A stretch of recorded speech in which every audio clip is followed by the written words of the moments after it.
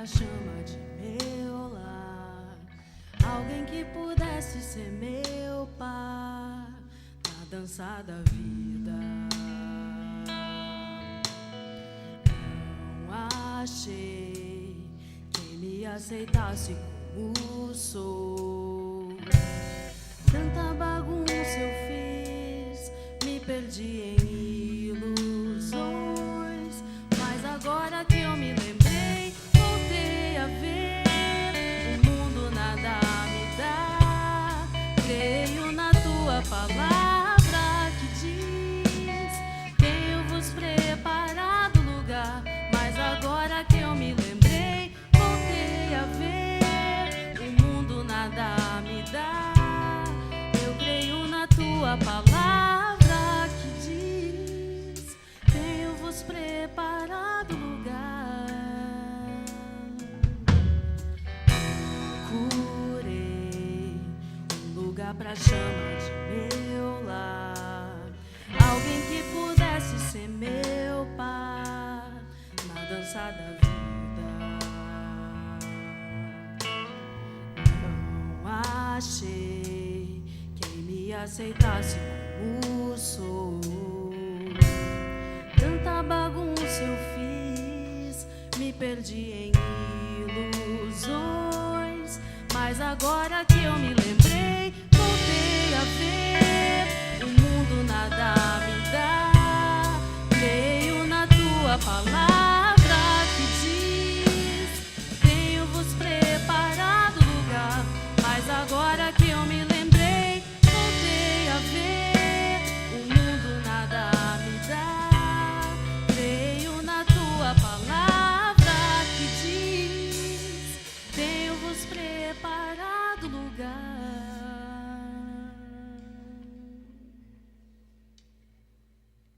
Solidão é estar longe de Jesus.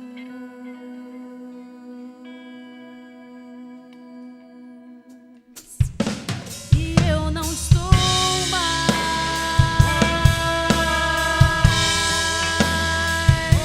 E eu não estou mais.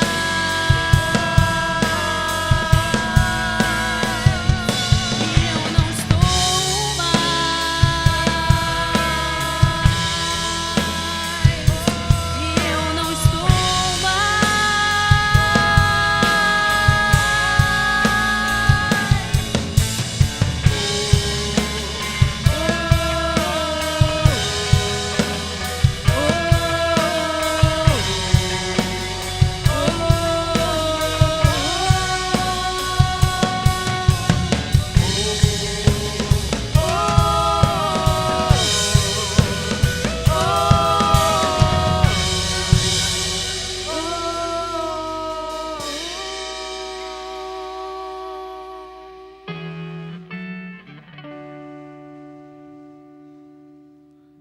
Aleluia. Senhor, nós queremos engrandecer o Teu nome, Pai, porque nós somos aquelas pessoas que encontraram a Ti, somos aquelas pessoas que atenderam ao Seu chamado, na verdade, aquelas pessoas que foram encontradas por Ti, Pai. Muito obrigado, porque o Senhor um dia nos escolheu primeiro, o Senhor um dia nos amou primeiro, e nós somos gratos por isso. Queremos, com essa gratidão no nosso coração, levar o Teu Evangelho a esse mundo, e que outras pessoas que andam procurando a Ti também possam ser encontradas por Ti, Pai.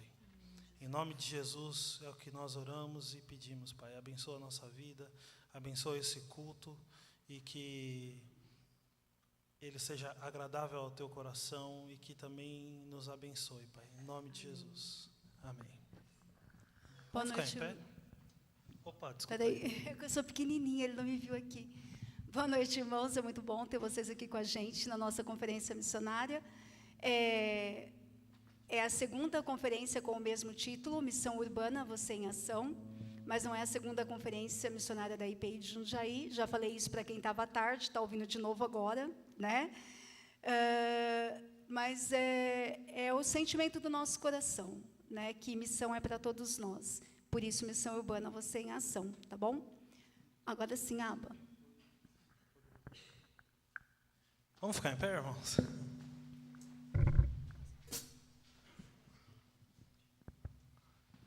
Bom, se alguém não nos conhece, nós somos a Banda Sopro. A gente ficou muito feliz com o convite de estar aqui essa noite.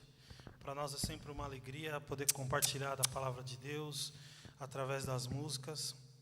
E a gente fica feliz com o convite. Queremos que a nossa participação aqui seja excelente no sentido de engrandecer o nome do Senhor, que a nossa imagem diminua, dele cresça, e que o Senhor nos abençoe através desse culto. Amém?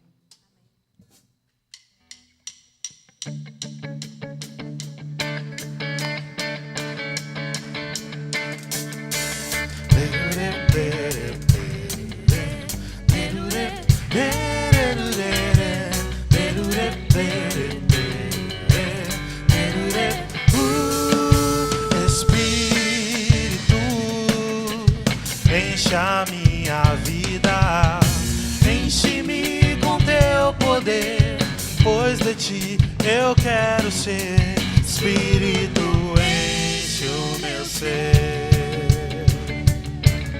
Espírito, enche a minha vida, enche-me com teu poder, pois de ti eu quero ser. Espírito, enche o meu ser. As minhas mãos eu quero levantar e em louvor te adorar. Meu coração eu quero derramar diante do teu altar.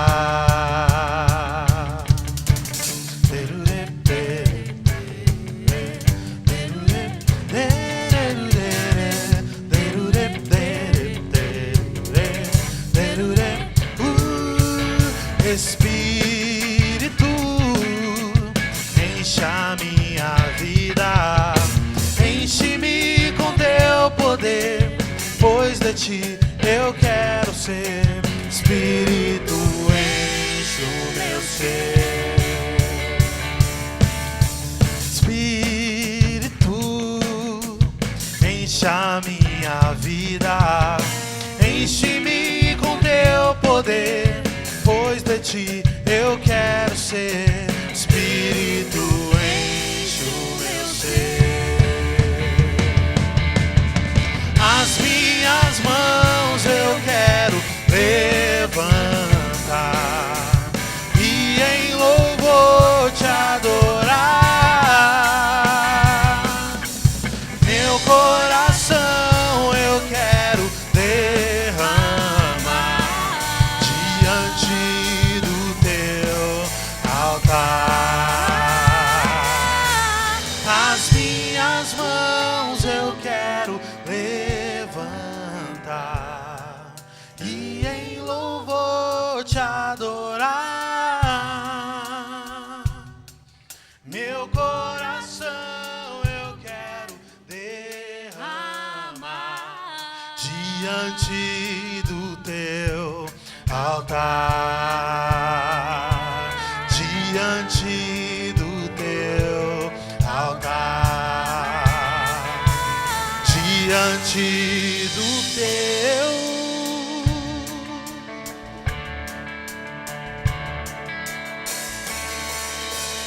Glória a Deus.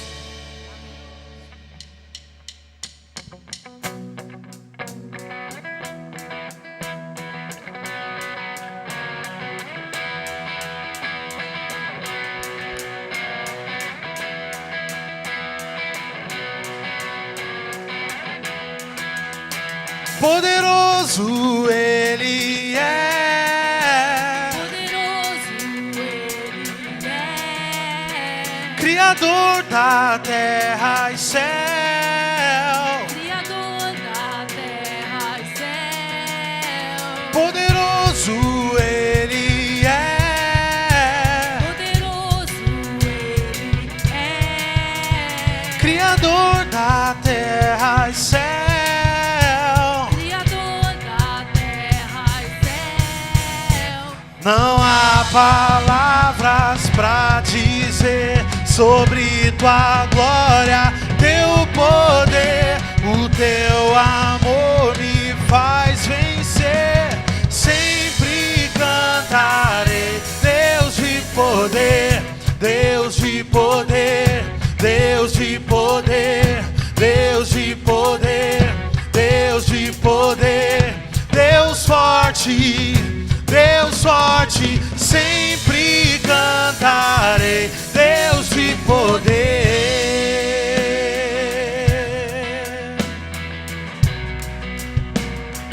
Glória a Deus.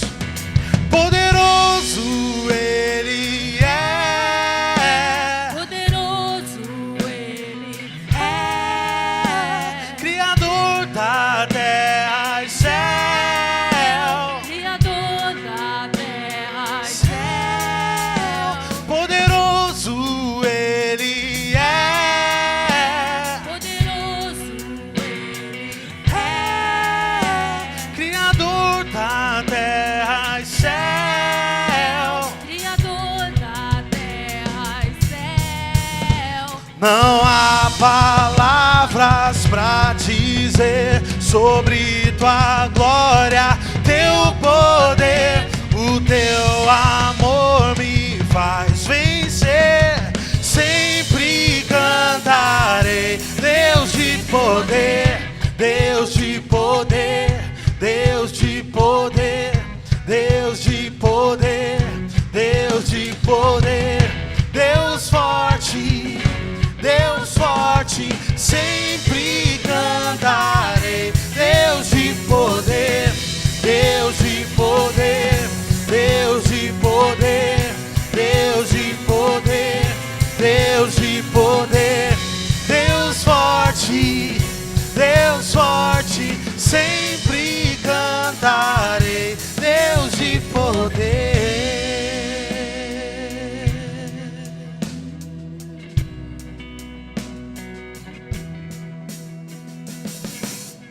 Aleluia.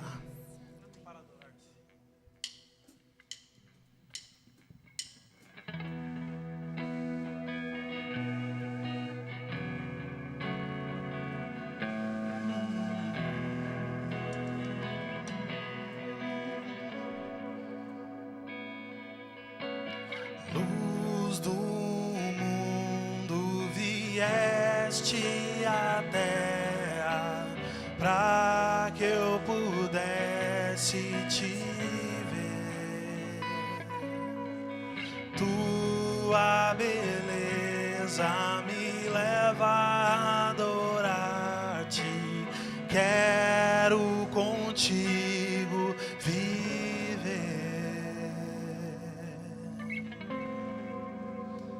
Vim para adorar-te, vim para prostrar-me, vim para dizer que és meu Deus, és totalmente amável, totalmente digno, tão maravilhoso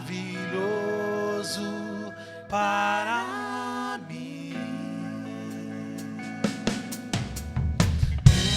Eterno Rei, exaltado nas alturas, glorioso no céu. Humilde vieste à terra que criaste, por amor pobre se fez. Vim para adorar-te, vim para prostrar-me, vim para dizer que és meu Deus, és totalmente amável, totalmente digno, tão maravilhoso para mim. Vim para adorar-te, vim para prostrar-me, vim para dizer és meu Deus, és totalmente amável, totalmente digno, tão maravilhoso para mim. Glória a Deus. Adoramos o Cordeiro. Aleluia.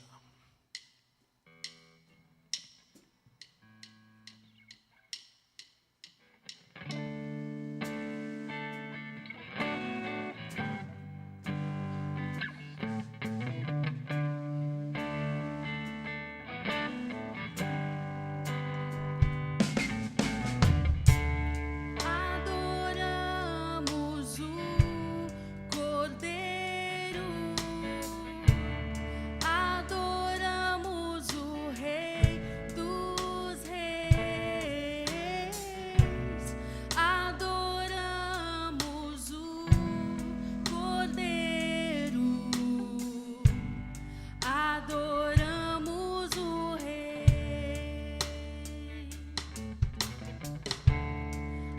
Adoramos o Cordeiro, adoramos o Rei dos Reis, adoramos o Cordeiro, adoramos o Rei. Com nossas mãos levantadas, rendemos louvor. Com nossas mãos levantadas, nos regozijamos. Com nossas mãos levantadas ao céu, nós dizemos ao mundo que amamos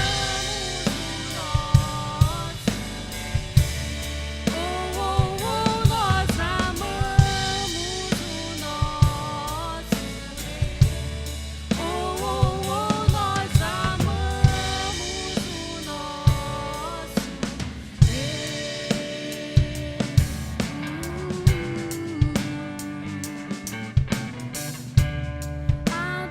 Adoramos o Cordeiro,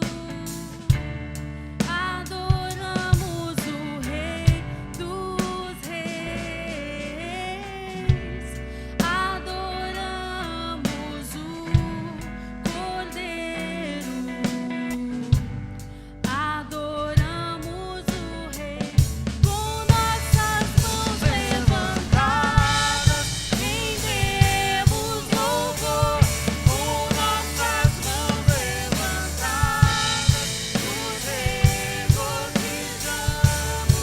Com nossas mãos levantadas ao céu, nós dizemos ao mundo que amamos o nosso Rei. Com nossas mãos levantadas, rendemos louvor. Com nossas mãos levantadas, nos regozijamos. Com nossas mãos levantadas aos céus, nós dizemos ao mundo que amamos o nosso Rei. Oh, oh, oh, nós amamos o nosso Rei. Oh, oh, oh, nós amamos o nosso Rei. Oh, oh, oh, nós amamos o nosso Rei. Glória a Deus.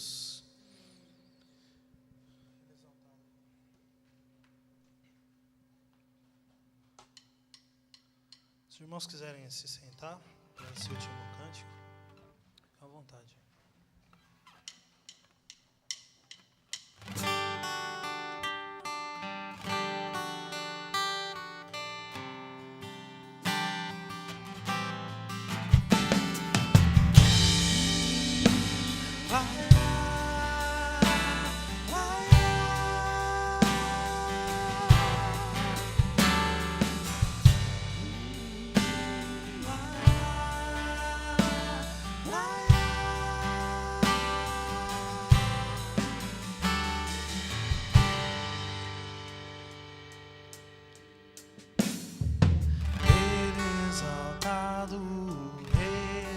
exaltado no céu. Eu louvarei, Ele exaltado, para sempre exaltado, seu nome louvarei.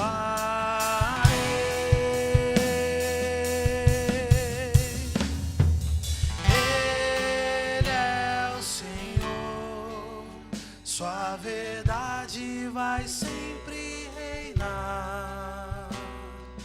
Terra e céus glorificam seu santo nome. Ele exaltado, exaltado no céu.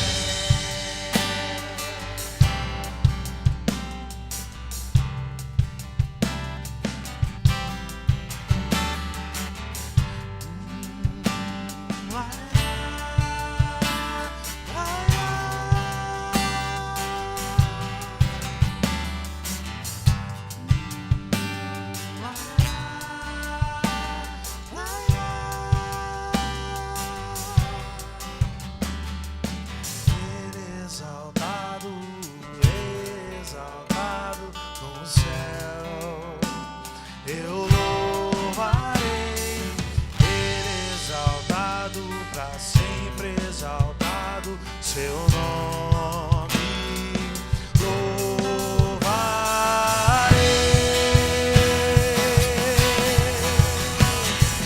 Ele é o Senhor, sua verdade vai sempre reinar.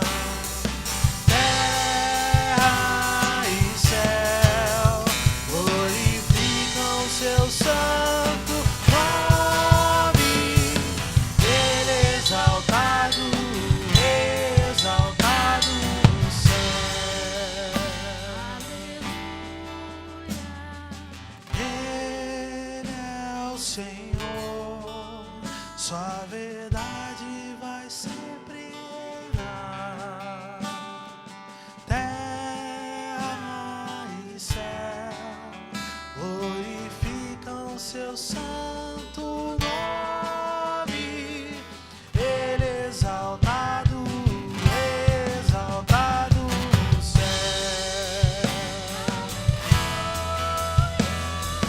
Ele exaltado, exaltado no céu.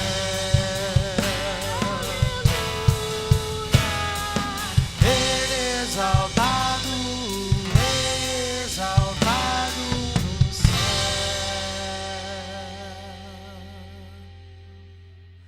Aleluia, Senhor. Queremos te exaltar, porque reconhecemos, Deus, que o Senhor é o único digno de honra e de toda glória. Queremos exaltar o seu nome, porque foi para isso que nós nascemos, Pai. Aleluia, Senhor. Nós queremos te engrandecer com toda a nossa força, com o nosso coração, com o nosso entendimento, Pai. Queremos engrandecer o teu nome, porque reconhecemos que sem ti nós não somos nada.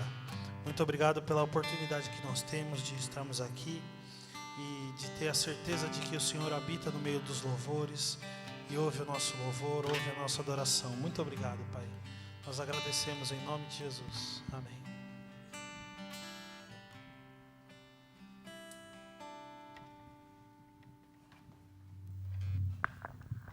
Gente, eu quero chamar aqui à frente o pastor Ricardo, a esposa dele, a Luciana. Eles já estiveram com a gente à tarde, foi muito bom, muito abençoador. Os irmãos que não puderam estar, o Roberto gravou uma das palestras. Uma vocês perderam, não tinha como a gente gravar as duas, né? Mas depois o Roberto vai colocar no site lá da igreja a palestra da Luciana, tá bom? Chamar o pastor Isaías também aqui à frente, para estar abençoando a vida do Ricardo. E eu vou deixar as apresentações para vocês mesmos fazerem, tá? Senhor, nosso Deus e Pai, nós queremos mais uma vez, em oração, agradecer-te por esta comunicação permitida a nós através de Cristo Jesus, porque através também dela abrimos o coração para reconhecer e confessar a nossa dependência e carência. Carecemos do teu amor e misericórdia, dos teus cuidados, da tua direção e orientação. E é assim que pedimos nesta hora, pela vida do Ricardo, da Luciana, por este casal que tão amorosamente, generosamente, aqui se dispuseram a compartilhar conosco a sua vida de fé, a sua experiência, a sua caminhada de servos. Nós pedimos mais uma vez, ilumina ao Ricardo, que falará especialmente. Agradecemos pela sua casa, pelo seu viver na tua presença e porque ele está compartilhando conosco este viver em nome de Jesus. Amém.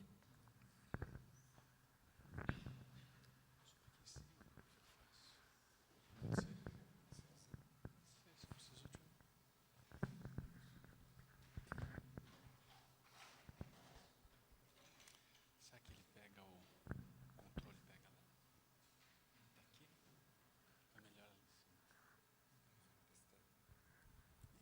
É melhor ali em cima.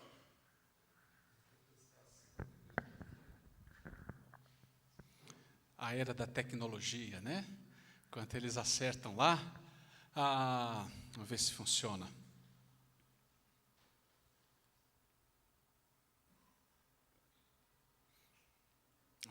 Foi.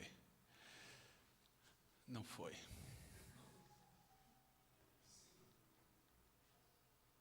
Vamos ver se... tá.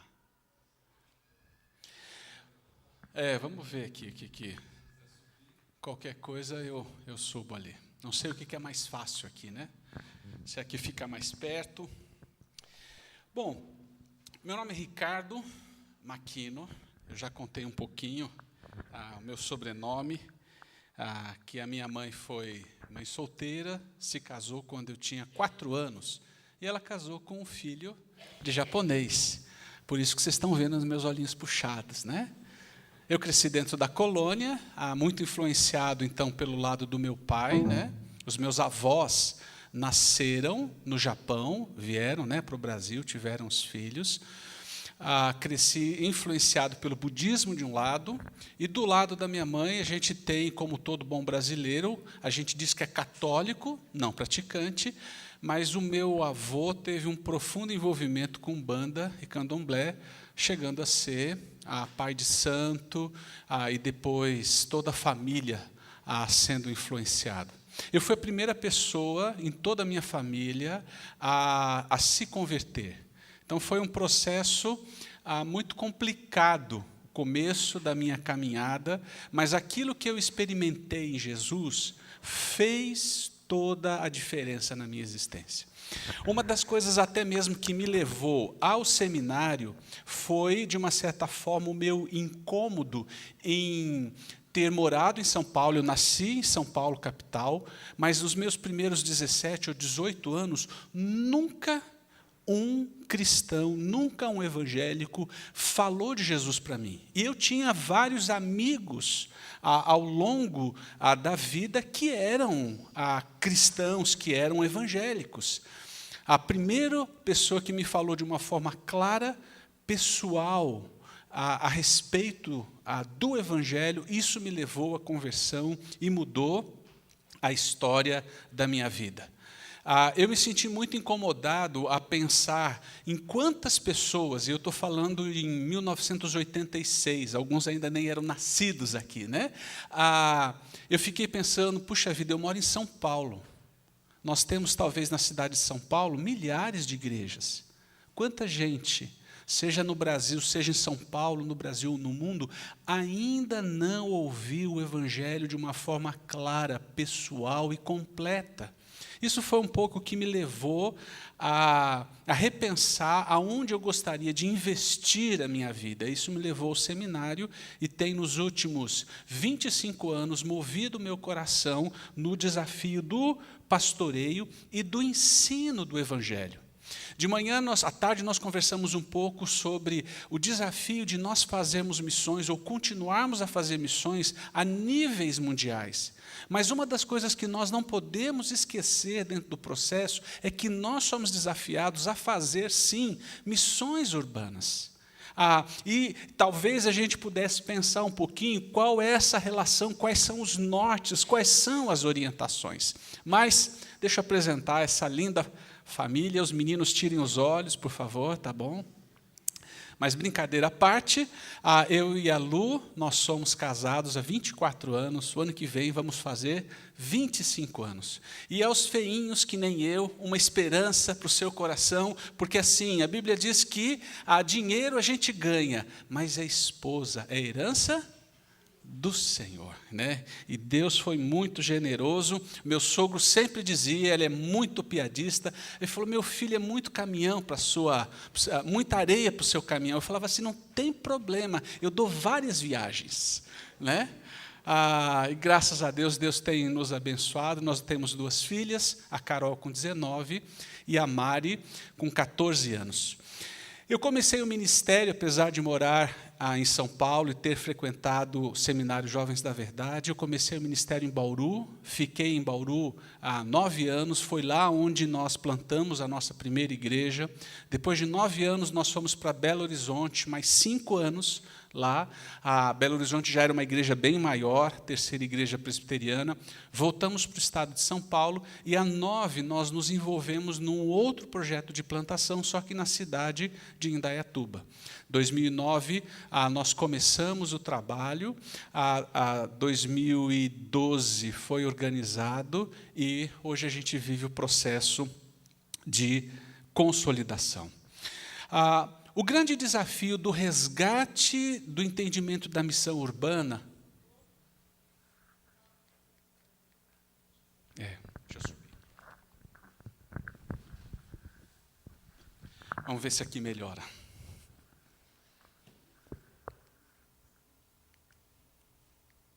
Nossa, foi lá para frente. Isso tudo é que o pessoal não queria que eu pregasse tanto, né? Então já me deram 5 minutos, né? Acabou o tempo. Missões urbanas, esse é um grande desafio. Entender que a vida é mais do que ganhar dinheiro, é mais do que realizar seus sonhos, é como nós permitimos com que a nossa vida, em meio à sua complexidade, os sonhos e desejos que nós temos, seja um instrumento para cooperar com aquilo que Deus já está fazendo no nosso mundo. Mas a missão urbana, ela não pode ser um processo que venha a ser descuidada.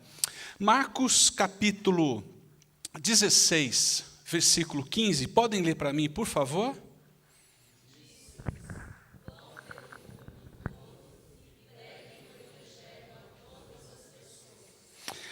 Esse precisa ser um constante motivador, não somente em locais longínquos, mas também o grande desafio de nós pregarmos para aqueles que vivem ao nosso lado.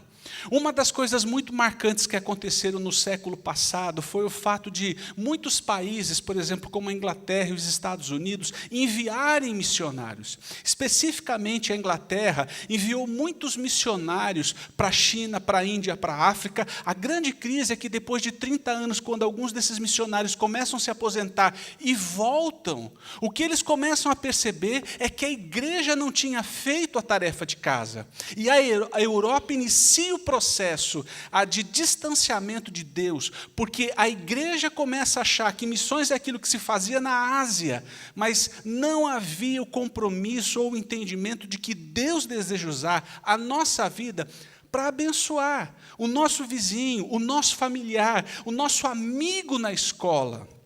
E, relembrando Mateus 28, 18 a 20, então Jesus aproximou-se deles e disse: foi-me dada toda a autoridade nos céus e na terra, portanto, vão e façam discípulos. Pergunta desconfortável: quem é o seu discípulo? Quem você tem discipulado? A quem você tem compartilhado o que Deus tem feito na sua vida? Se você não tem, por favor, não precisa se desesperar, se suicidar num pé de cebolinha, mas talvez hoje você possa começar a ser movido de volta a Deus, a perguntar: Deus, Se o Senhor quiser usar a minha vida, eu quero dizer sim para o Senhor. Há alguns anos atrás, nós tivemos, eu e a Lu, uma experiência muito interessante. A Igreja Central de Bauru promoveu um treinamento através do Instituto Haggai, e a última palestra, numa das noites, era o desafio de nós fazermos essa oração: Deus, mundo tão grande, tão complexo, eu sou tão pequeno, a minha fé às vezes é instável, mas mesmo assim, se o Senhor quiser me usar, Deus, usa a minha vida. Naquela noite nós fizemos essa oração. E aí foi interessante porque naquela noite, quando nós estávamos voltando para casa, nós tínhamos mudado recentemente num outro bairro lá em Bauru, nós chegamos no exato momento que o vizinho de frente estava chegando. E assim, ou nós entrávamos, ou eles entravam na garagem. Eu parei, deixei eles entrarem, aí paramos o carro, descemos, fomos nos apresentar. Ali nasceu uma amizade com aquele casal, que gradativamente começamos a conversar, a falar, ao ponto da esposa e os 2 filhos do casal virem a se converter. Deus deseja usar a nossa vida para falar para o vizinho, para os amigos, para aquele amigo da escola. O nosso desafio é nos render. É esse processo de fazer discípulos de todas as nações. O que a gente faz com os discípulos? 2 coisas. Batiza-os em nome do Pai, do Filho e do Espírito Santo e ensina-os a obedecer tudo o que Jesus nos ordenou. E Jesus ainda termina dizendo: e eu estarei sempre com vocês até o fim dos tempos. O problema é que em meio a épocas de tanta coisa, a gente começa a viver uma certa crise, achando assim, sabe o que é, pastor? O pessoal hoje tem coração muito duro. O pessoal não quer saber de Deus, não. Em meios de exposição no MAN, meio em teoria de gênero, o pessoal não quer saber de Deus. Eu queria dizer para você que isso não é verdade. As pessoas têm um profundo desejo dentro do coração delas com relação à espiritualidade. O livro de Eclesiastes, capítulo 3, versículo 11, diz assim: também pôs Deus no coração do homem o anseio pela eternidade. Mesmo assim, ele não consegue compreender inteiramente o que Deus fez. Todo ser humano, todo homem, toda mulher tem um profundo desejo por um sentimento de se sentir pleno, de se sentir realizado. Alguns dos historiadores, ou melhor, dos teólogos, dizem que dentro do coração humano existe um vazio que só pode ser preenchido por Deus, mesmo que ele não saiba. A grande questão é que numa cultura pós-moderna como a nossa, a gente vai ouvir o pessoal dizendo assim, não, sabe o que é? Você vai encontrar o sentido da vida, aonde? No dinheiro. Então as pessoas começam o processo de trabalhar, de guardar, de fazer qualquer coisa para juntar dinheiro, mesmo que envolva atalhos e coisas ilícitas. O grande problema é que muitas pessoas conseguem muito dinheiro, mas elas se sentem plenas? O primeiro milionário dos Estados Unidos foi um sujeito chamado Rockefeller. E um dia fizeram uma pergunta para ele, dizendo assim, Rockefeller, quanto dinheiro é suficiente para um homem?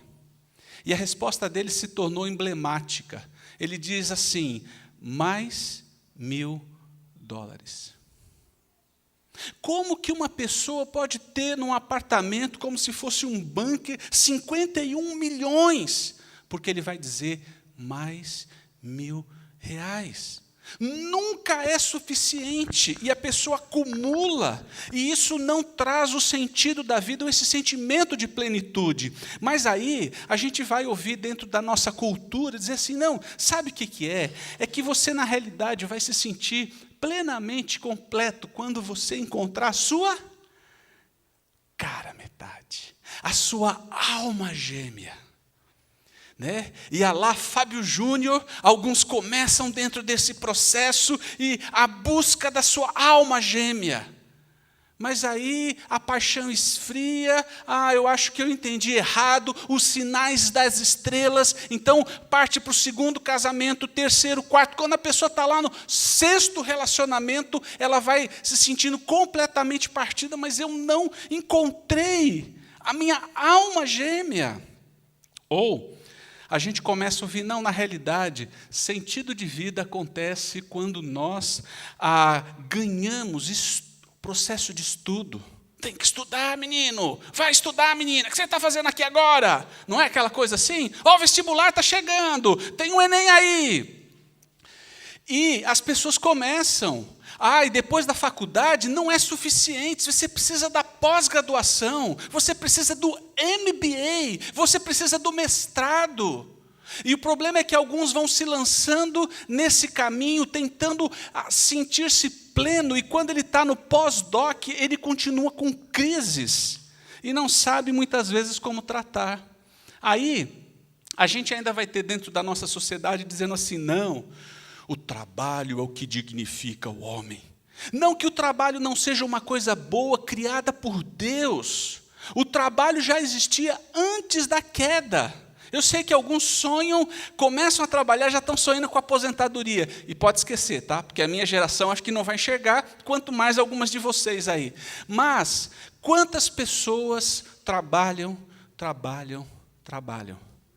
De 8 migraram para 10, 10 para 12, 12 para 14. E existem muitas pessoas nos dias de hoje que trabalham 16 horas por dia. Algumas das multinacionais na nossa região são marcadas por quase tirar o tutano dos seus funcionários. A grande questão é que gente que se lança na busca por encontrar sentido na vida, se sentir pleno, realizado com o trabalho, da mesma forma não encontram. Talvez você já tenha visto pessoas que, quando aposentam, se suicidam, morrem, porque perderam a razão da existência. Mas existe uma outra corrente dentro da nossa sociedade que vai dizer assim, não, você vai se sentir pleno na realidade, é com prazer.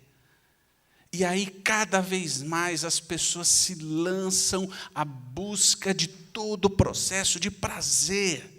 Seja nas drogas, seja na bebida, seja no sexo, qualquer coisa. Atualmente a gente até tem mesmo o próprio pessoal que usa essa coisa do exercício do corpo como forma de obtenção de prazer. Eu fui na formatura da minha irmã, alguns meses atrás, e quando deu 3 horas, eu já estou ficando meio idoso, né? Já estava assim, falei assim, não estou aguentando mais. Aquelas musiquinhas bem bacanas, né? Aí, quando dá 3 horas, eu já queria ir embora, assim, eu descobri que tinha uma banquinha que você podia tomar energético. E aí, quando eu cheguei lá, não era só o Red Bull ou Companhia Limitada. Eles misturavam um monte de coisa. Vodka, uísque, fazia uma lambança. E aí eu falei para o cara assim, falei, se uma pessoa toma esse negócio aqui, o que gera nela? Ele olhou para a pista de dança. Olha lá, ó, o pessoal tudo... A grande questão é que, no outro dia, acabou. E a pessoa continua esse ciclo constante da busca por algo que traga sentido para a vida. Aí, um dia, esse indivíduo, pela graça de Deus, alguém compartilha com ele que existe, sim, sentido da vida quando nós, dentro desse processo, encontramos a pessoa de Jesus. Ele ouve que Deus o ama. Ele ouve que a reconexão com Deus é possível por aquilo que Jesus fez. E que se realmente ele entender as rachaduras, as limitações e aquilo que a Bíblia chama de pecado, e confessar e aceitar Jesus, isso vai mudar o coração da pessoa. E qualquer pessoa aqui que não tenha crescido na igreja, mas que tenha depois se encontrado com Jesus, sabe muito bem como era a vida antes e depois, como a presença de Deus, como a bênção que nós recebemos com Jesus, muda a nossa vida. E aí a gente começa a ler a Bíblia, a gente começa a experimentar da paz, a gente começa a experimentar a graça, a gente começa a experimentar o perdão, a gente ganha uma visão da existência gradativamente de uma forma diferente, e isso vai levando o nosso coração a desejar, a amar e a seguir esse Jesus. Mas aí a gente começa a frequentar a igreja. E aí, na igreja, a gente começa a ouvir que assim, o Evangelho é o ABC da vida cristã, mas que existe o desafio daquilo que é chamado o aprofundamento. E aí a gente começa a estudar a Bíblia e começa a conhecer os detalhes, não que o conhecer detalhes ou aprofundar os conhecimentos bíblicos sejam coisas ruins em si mesmas, mas o problema é que as pessoas começam nessa gana por cada vez mais um processo de conhecimento ou acúmulo de conhecimento em detrimento à relação pessoal com Jesus. O foco deixa de ser uma relação diária e pessoal com Jesus e passa a ser conhecimento. Alguns anos atrás, eu ouvi um pastor desses figurões, eu vou contar um milagre, mas não posso contar o santo. Quando questionaram algumas coisas, ele disse assim, não, é porque... Pastor, por que o senhor fazia isso, o senhor não faz agora? Por que o senhor... não, é porque eu me converti ao calvinismo. E quando ele falou isso, eu tenho que confessar que até hoje eu fico meio escandalizado, porque eu só me converti a Jesus.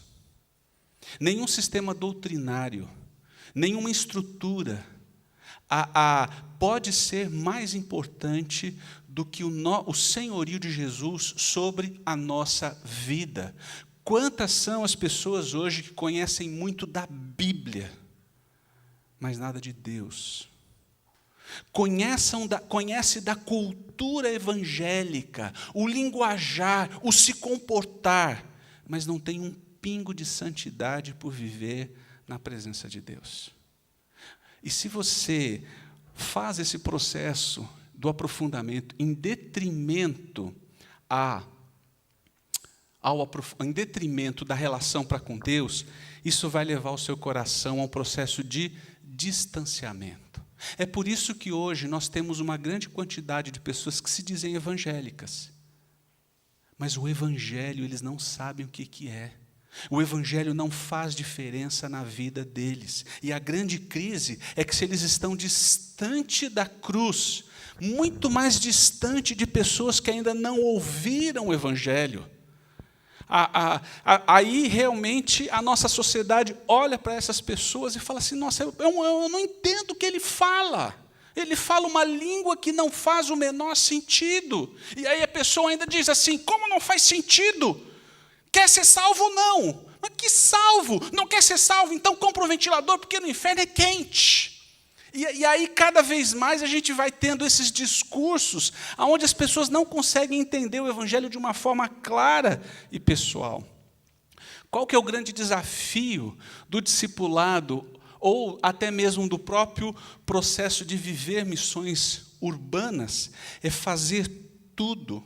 Quer comais, quer bebais, qualquer coisa que façam para a glória de Deus. Aquilo que vai mudar a história da nossa vida é realmente o ABC, é o Evangelho. O Evangelho não é só o ABC, mas é de A a Z da nossa vida. É aquilo que nos sustenta. Todas as coisas precisam circundar em torno da pessoa de Jesus e aquilo que Ele conquistou na cruz. O casamento precisa ser orientado por esse processo. A forma como você lida com dinheiro, com trabalho, o prazer, todas as coisas dentro da nossa vida precisam ser orientadas pelo Evangelho, por aquilo que Jesus fez na cruz. A pergunta é, o que é o Evangelho? Se eu desse para você 1 minuto, você conseguiria colocar em palavras o que é o Evangelho? Vamos fazer esse teste? Hoje não é um culto tão formal assim. Vira para quem está perto, eu vou marcar 1 minuto. E eu queria que você olhasse para a pessoa como se a pessoa não fosse cristã. E você vai ter 1 minuto para explicar para ela o que é o Evangelho. Vamos lá? Vire para quem está pertinho. O que é o Evangelho?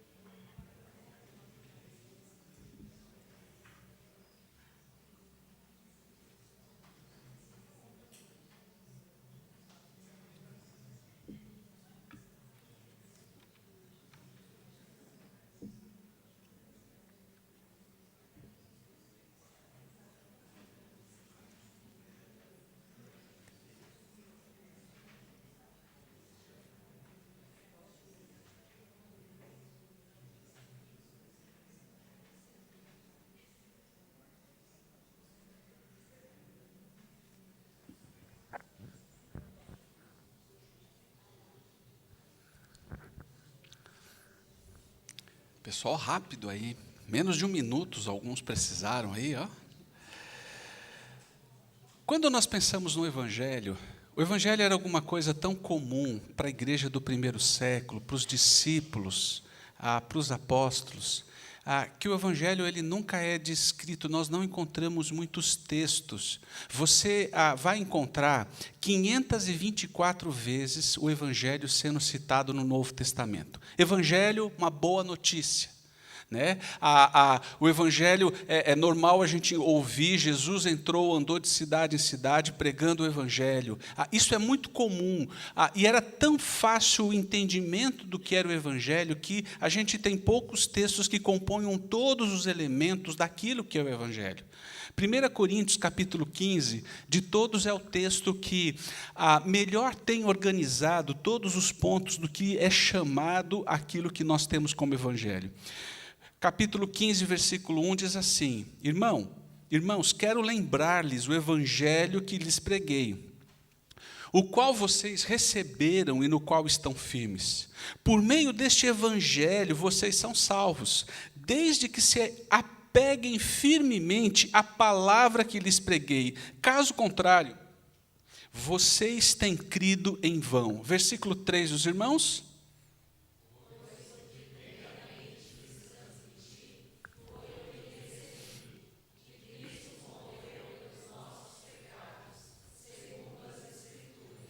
Foi sepultado e ressuscitou ao terceiro dia, segundo as Escrituras. Versículo 5.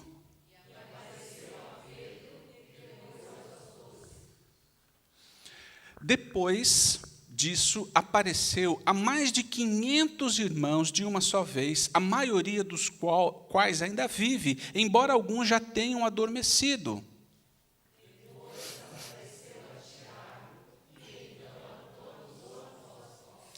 Depois apareceu também a mim, como a um que nasceu fora do tempo.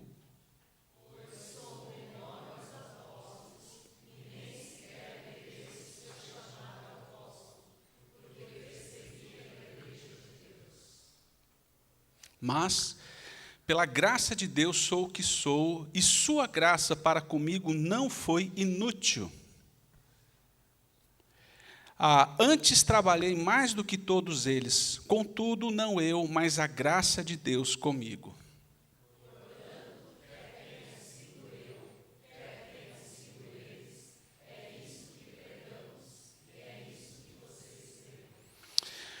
Quando nós olhamos para o nosso mundo, uma das coisas que as pessoas sempre vão levantar questionamentos é em função do caráter de Deus e da bondade.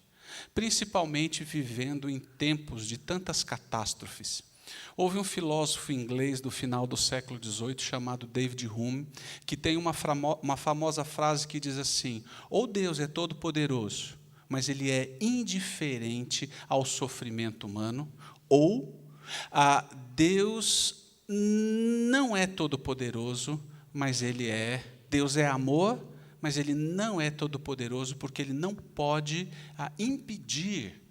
Um dos grandes questionamentos acaba sendo, puxa vida, por que acontece algumas coisas que têm acontecido nos nossos dias? Por que um homem compra tantas armas e mata tantas pessoas? As pessoas não conseguem entender essa maldade. O que existe de errado com o nosso mundo? Mas isso não é alguma coisa que acontece somente em países longe. É interessante porque às vezes as pessoas criam essa cultura. Não, olha, em países do primeiro mundo não acontece. Acontece sim, tragédias e algumas coisas que as pessoas não conseguem entender ou explicar. Mas do que se falar quando um próprio vigia coloca fogo em criança, algumas das quais vão carregar algumas dessas marcas o resto da vida. Mas essa semana, sendo pai de 2 meninas, eu tenho que dizer que eu fiquei profundamente angustiado ao perceber a forma com que essas 2 meninas de 3 anos foram mortas, com várias suspeitas de que elas foram abusadas antes de serem mortas. A pergunta é: que mundo que é esse? Esse é um mundo desconectado de Deus. É interessante porque o mal, ele não tem limite em si mesmo. Quantas são as vezes que eu pergunto para as pessoas: puxa vida, às vezes é justamente por causa do mal que me faz cada vez mais acreditar que existe Deus, porque se não houvesse Deus, quem colocaria um ponto final? Mas a questão para mim é: por que isso acontece? Por que a gente vive diante dessa situação? E se nós lembrarmos, a história da humanidade, ela começa lá no Éden. Deus cria a humanidade, os nossos primeiros pais, e todas as coisas funcionavam de uma forma perfeita. Ele faz um ambiente onde todas as coisas funcionavam de forma harmônica. Ele se relaciona com a humanidade, com o cosmos, com o meio em que nós vivemos, com a natureza, e tudo funcionava bem, porque o final da narrativa de Gênesis 1 e 2 é que tudo era bom, tudo era muito bom. Mas o que aconteceu? Quando Deus cria o jardim, Ele cria dezenas de centenas de árvores frutíferas que os homens, ou a humanidade, ou os primeiros pais, Adão e Eva, poderiam se alimentar. Mas eles não eram robozinhos, eles tinham livre-arbítrio. Então existe um combinado, um contrato muito claro do próprio Deus para com os nossos primeiros pais. Olha, vamos fazer o seguinte: a forma de viver, a forma de nos relacionar é sim através do amor, que é o tema da conferência. Mas, se algum dia vocês não quiserem mais se relacionar comigo, eu vou colocar uma árvore frutífera, não em qualquer parte do jardim, não. Eu vou colocar no centro do jardim um fruto do conhecimento do bem e do mal. E quando vocês não quiserem mais se relacionar comigo, vocês comam daquele fruto. O que acontece no jardim não foi um descuido. Ups, desculpa, pisei no seu pé. Ups, foi sem querer. Nossa, a serpente me enganou. Como ela é esperta e eu sou bobo. Não, foi uma decisão clara de rebeldia, de rompimento com Deus. Nós usamos um anel no dedo anelar, que nós chamamos de aliança. Qualquer pessoa no Brasil que olha para a minha mão vai saber que eu sou casado. Mas, infelizmente, no nosso país e no mundo todo, muitas pessoas tiram o anel e jogam fora, como um ato de rompimento do compromisso de amor que fez. O que Adão e Eva fizeram foi um ato de rebeldia. Eles literalmente viraram as costas e cuspiram em Deus. Por quê? Porque eles optaram por comer o fruto do conhecimento do bem e do mal. O bem eles já conheciam. Mas ao serem seduzidos, eles são seduzidos como: vocês vão poder ser como Deus. Não é isso que a nossa sociedade muitas vezes busca? A independência, ser como Deus. A grande questão é que quando Deus faz o contrato com eles, esse combinado é muito claro. O dia que vocês optarem por romper comigo, vocês vão morrer. E é exatamente isso que acontece. Quando eles rompem com Deus, eles pecam. E o pecado é algo que marca a nossa existência. Está no DNA da natureza humana. Nós não só recebemos de toda geração, passamos para uma outra geração, mas também o pecado é uma opção onde a humanidade continua constantemente em atos de rebeldia. É só nós olharmos para o nosso mundo e ver como as pessoas fazem isso. Mas a opção pelo rompimento com aquele que é a fonte da vida traz consequência, e a consequência do rompimento para com Deus é a morte. Por quê?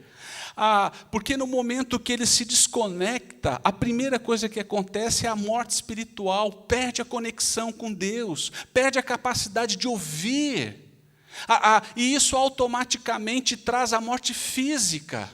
E aí é interessante porque, assim como um celular que pode funcionar por muitas horas ou muitos dias, o ser humano, sem se estar conectado com o próprio Deus, experimenta a morte física, que é talvez aquilo que mais choca as pessoas. Por quê?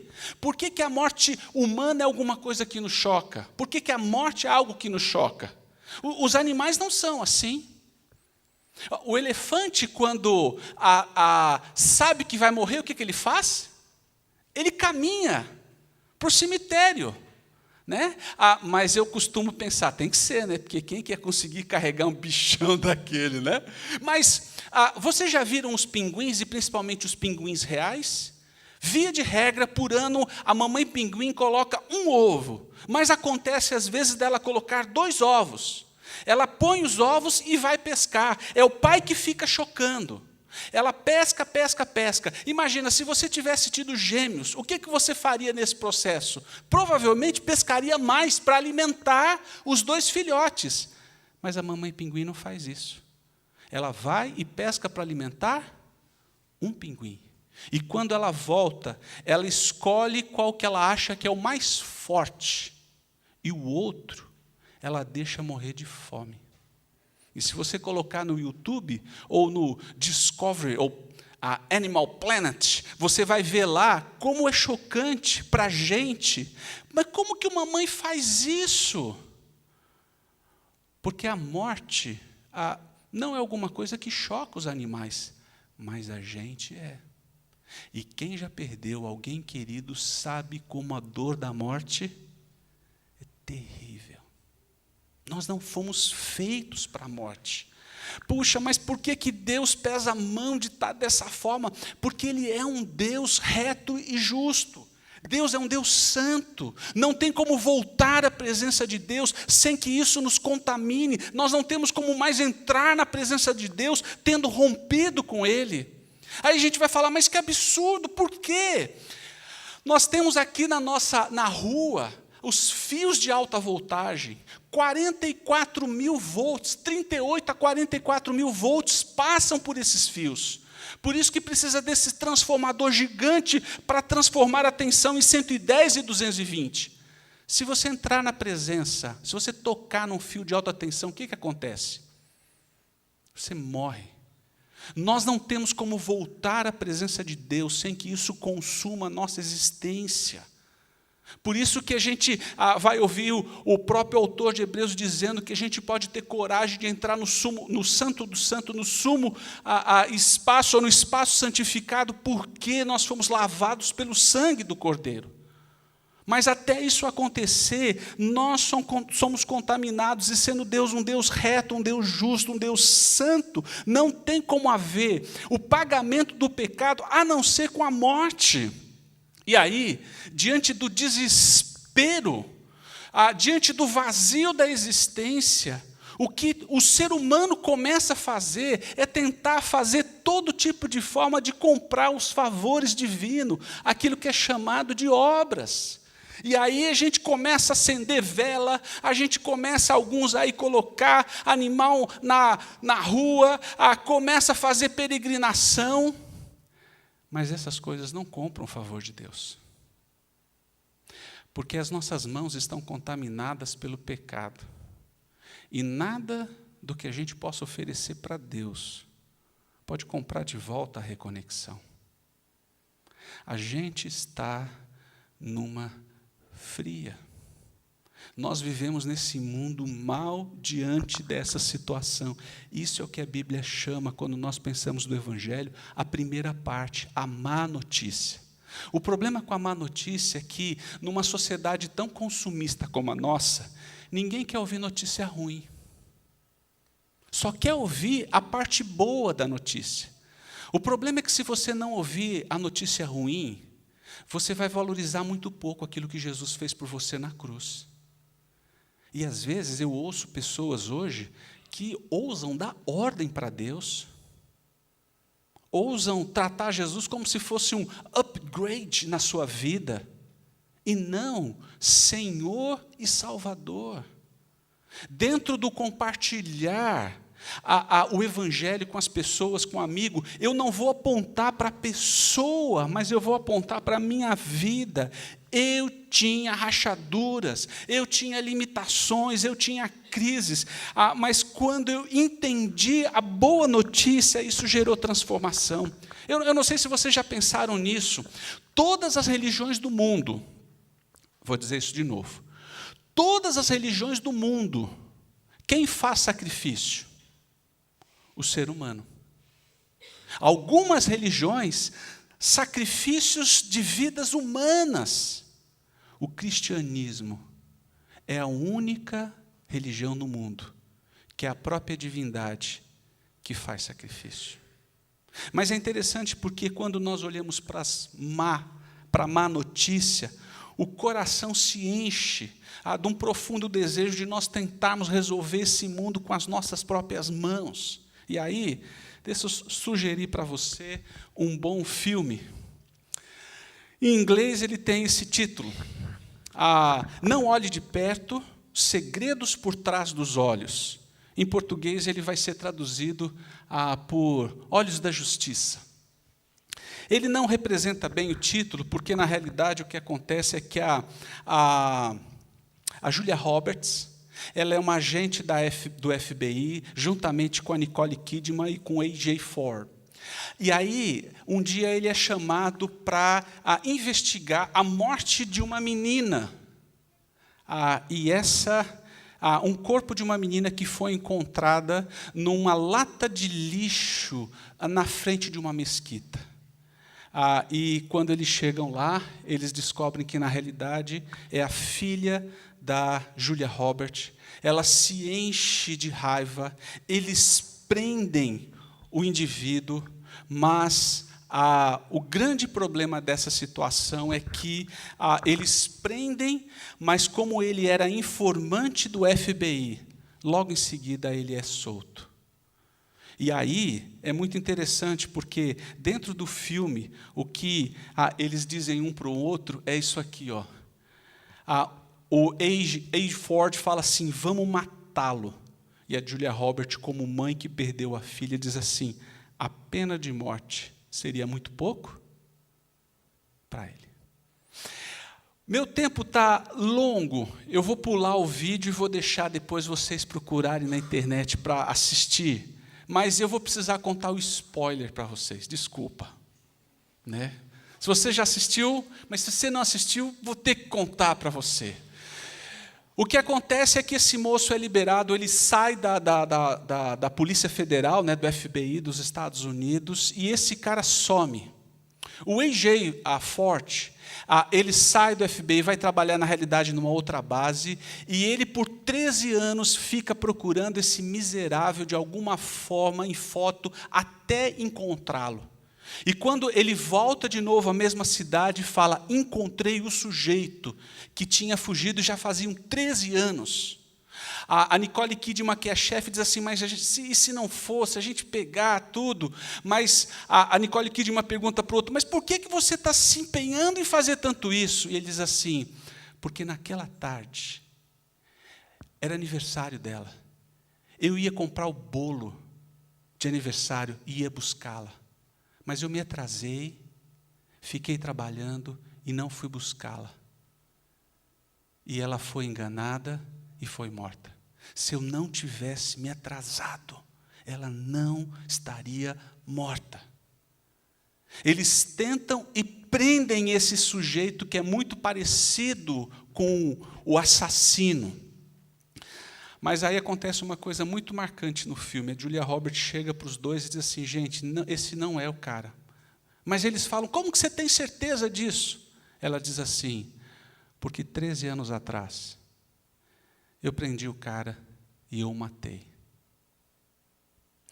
Aí os dois, profundamente amigos dela, resolvem não denunciá-la, liberam esse sujeito. Nicole Kidman volta para o seu trabalho e o A.J. Forte, no outro dia, quando vai embora, vai visitar Nicole Kidman, que mudou numa casa bem distante. Quando chega lá, para surpresa dele, quem que ele encontra? O cara que estava preso numa gaiola, num celeiro, há 13 anos. A Julia Roberts alimentava o cara diariamente, mas não falava com ele. E quando ele chega, o cara fala assim, por favor, fala para ela falar comigo, eu não aguento mais, fala para ela me matar, eu não aguento mais isso. Ele entra e pergunta, o que você está fazendo? Eu estou dando a paga do que ele fez. Ele fala, não, você está morrendo diariamente com ele.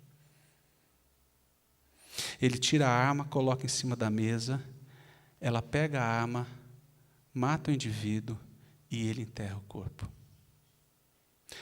A grande dificuldade de nós entendermos a seriedade da mensagem do Evangelho, é a gente entender o quão sério o pecado gerou uma separação e quão sério tem destruído a vida das pessoas.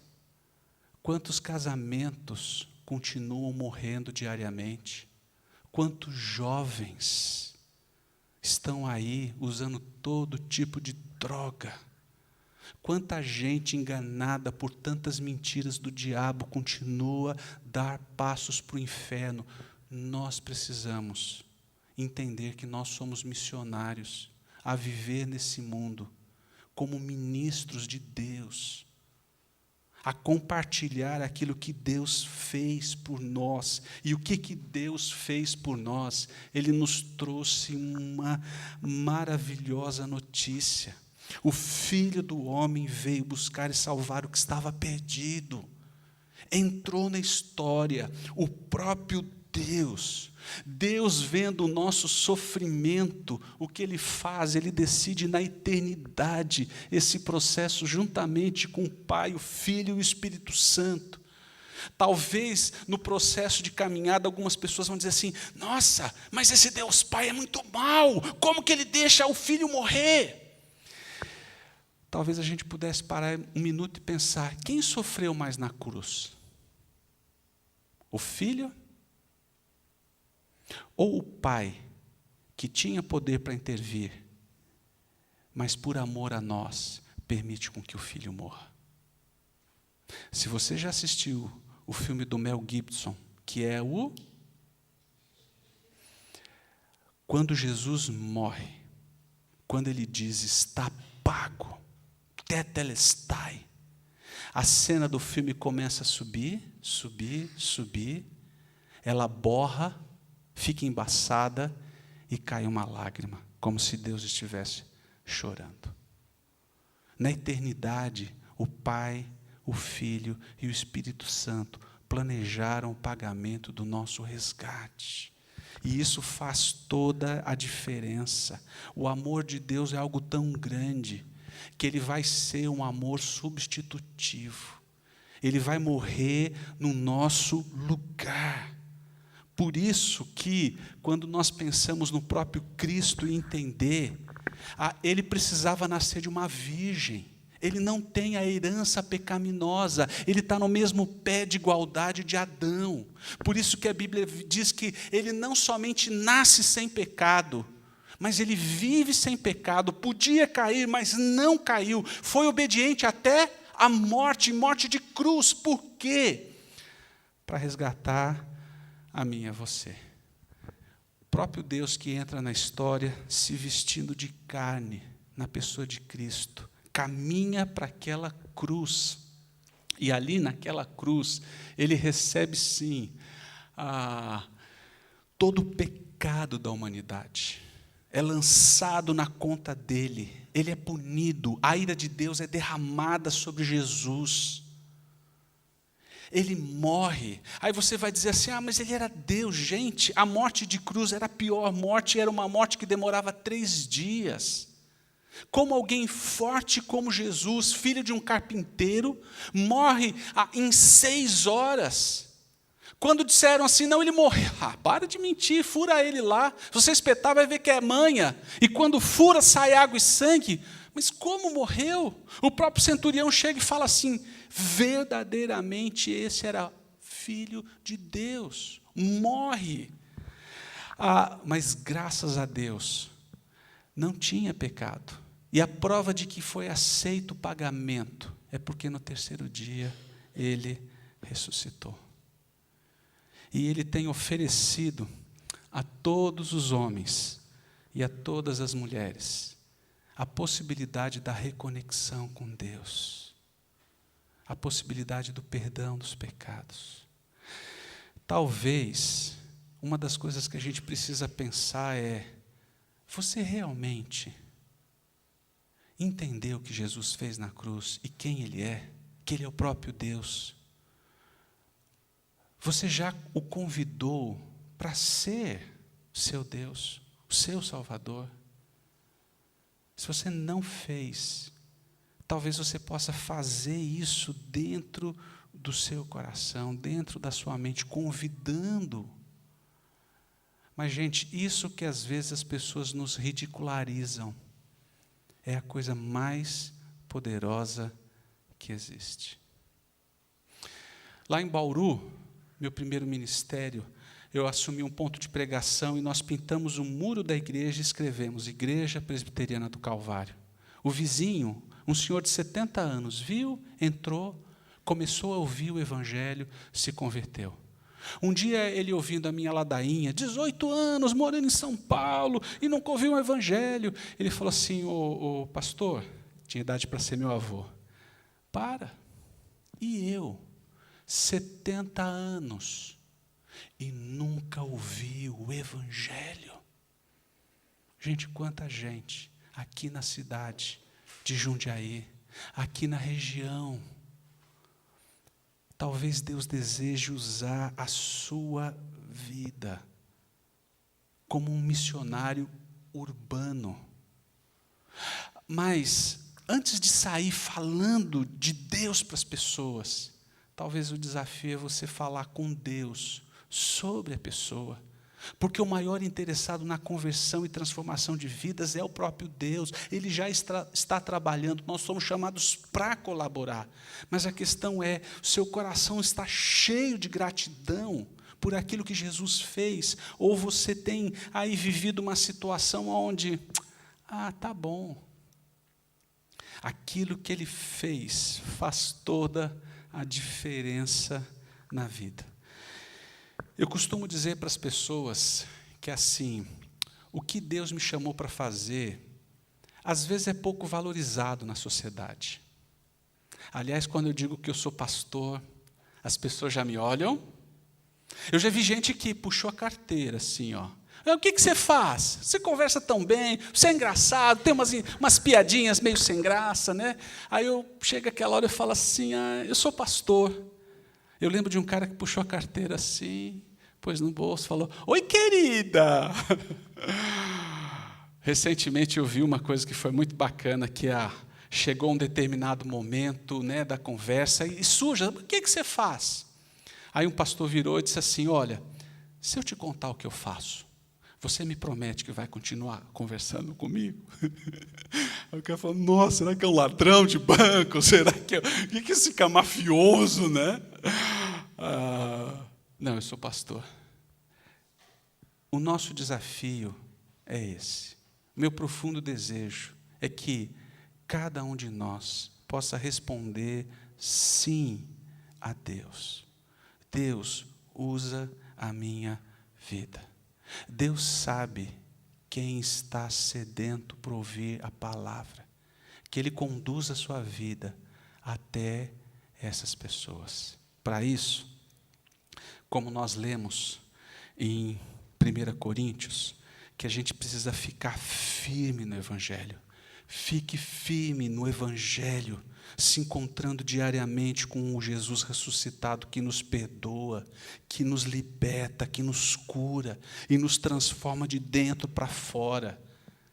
Talvez você está hoje aqui, mas você precisa do toque cuidadoso de Deus.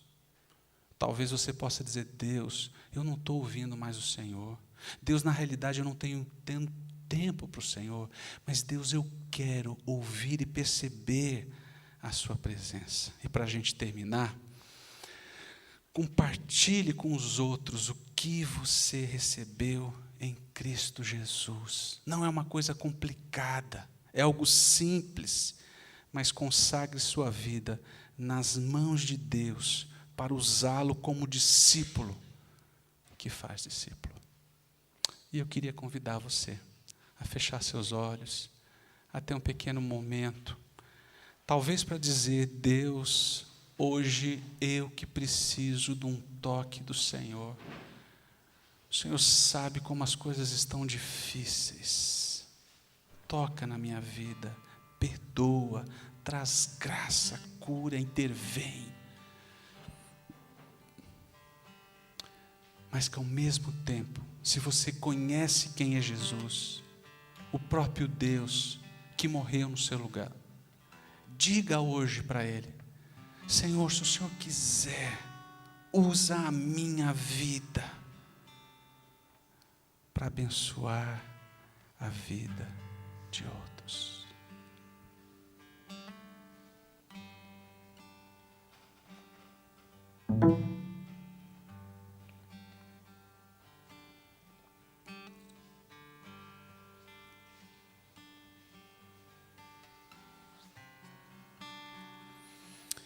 Senhor Deus, muito obrigado por aquilo que o Senhor fez na cruz. A gente não sabe o valor, mas nós não queremos perder contato com o Senhor, Pai. Oh Deus, tantas coisas têm neutralizado, entorpecido, fragilizado a fé. Oh Jesus, ajuda-nos a voltar ao primeiro amor, ao cultivo da Tua presença, ao permitir com que a cruz seja o centro da nossa existência.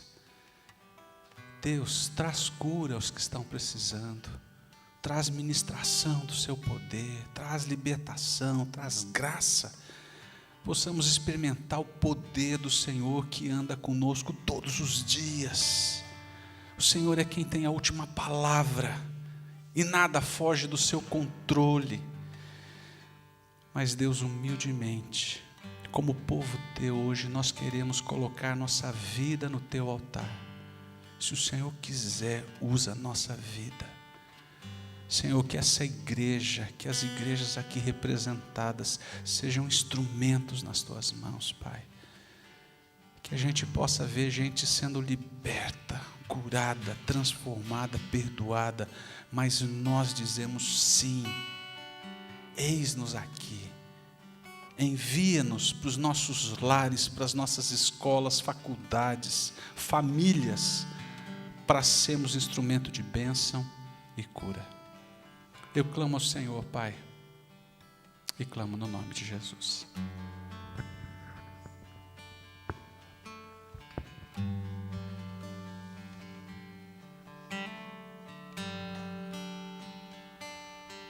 Meu Jesus, me leva pra perto de Ti, me leva onde eu posso ouvir a Tua voz, pois quando eu escutar, de todo o coração obedecerei.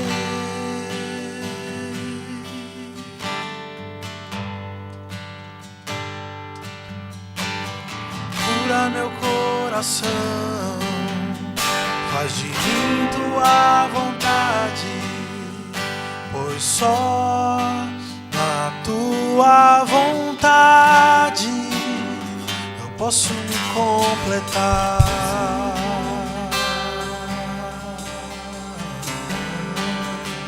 Posso me completar.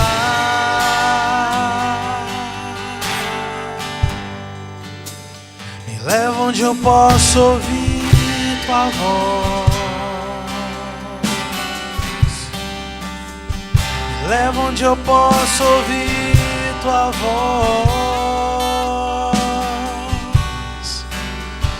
Me leva onde eu posso ouvir tua voz.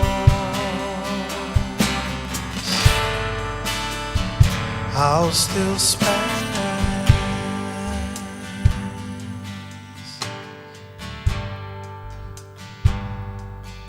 meu Jesus,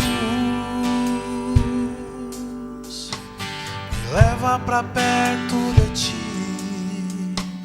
me leva onde eu posso ouvir a tua voz, pois quando eu escutar de todo o coração obedecerei.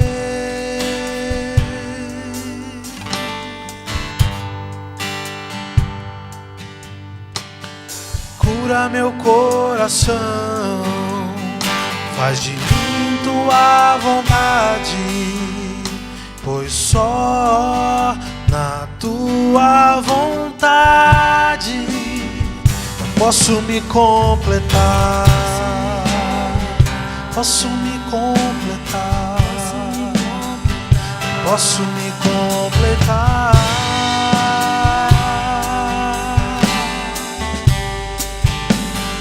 Leva onde eu posso ouvir tua voz.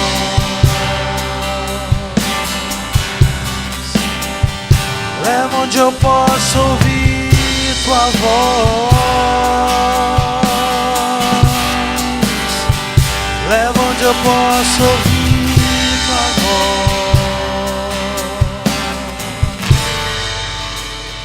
Aos teus pés,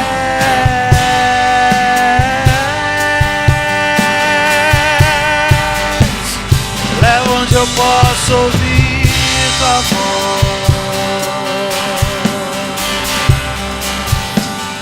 Leva onde eu posso ouvir tua voz. Leva onde eu posso ouvir tua voz.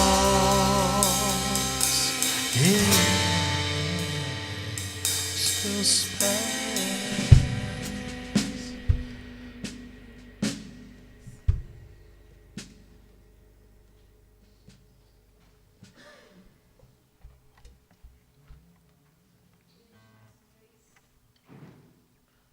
Nem precisa, né?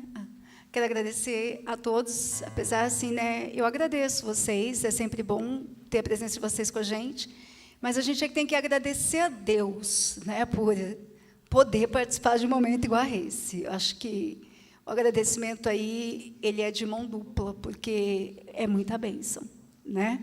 Agradecer também o sopro, que é lógico que veio para louvar a Deus, mas que também veio atendendo o convite, que Deus continue abençoando o ministério de vocês, que abençoa tanto a nossa igreja, né? Somos uma igreja abençoada de ter vocês aqui com a gente, tá bom? Convido vocês a ficarem em pé e vou pedir para que o Aba faça essa oração final e depois o pastor, daí os dois pastores aí ver qual dá a bênção. Ricardo, então, dá a bênção para nós. Senhor nosso Deus, nós somos gratos porque pela oportunidade de termos esse momento aqui na tua casa. Muito obrigado, porque a gente acredita que o Senhor nos trouxe aqui, Pai, que o Senhor tem um propósito na vida de cada uma das pessoas que está aqui e pôde ouvir essa tua mensagem, Pai. Muito obrigado pelo desafio que a gente recebeu aqui e que o Teu Espírito Santo fale conosco durante toda a semana, durante os nossos dias, que a gente consiga atar a Tua palavra e o Teu ensinamento no nosso coração, para que a gente se sinta a cada dia desafiado a viver dessa maneira, viver as missões urbanas, viver anunciando o Evangelho para as pessoas que nos cercam, Pai. Em nome de Jesus, dá a cada um de nós as ferramentas, né? Que a gente cresça no Teu Evangelho, no conhecimento, para também ter as palavras certas e enxergar sempre o momento, Pai. Em nome de Jesus, abençoa as nossas vidas e as vidas das pessoas que nos cercam através de nós também, Pai. Em nome de Jesus é o que nós pedimos. Amém. Queridos, que a graça do Senhor Jesus, o amor do nosso bondoso Deus Pai, a comunhão, o poder, o cuidado do Espírito Santo, seja hoje e para todos sempre.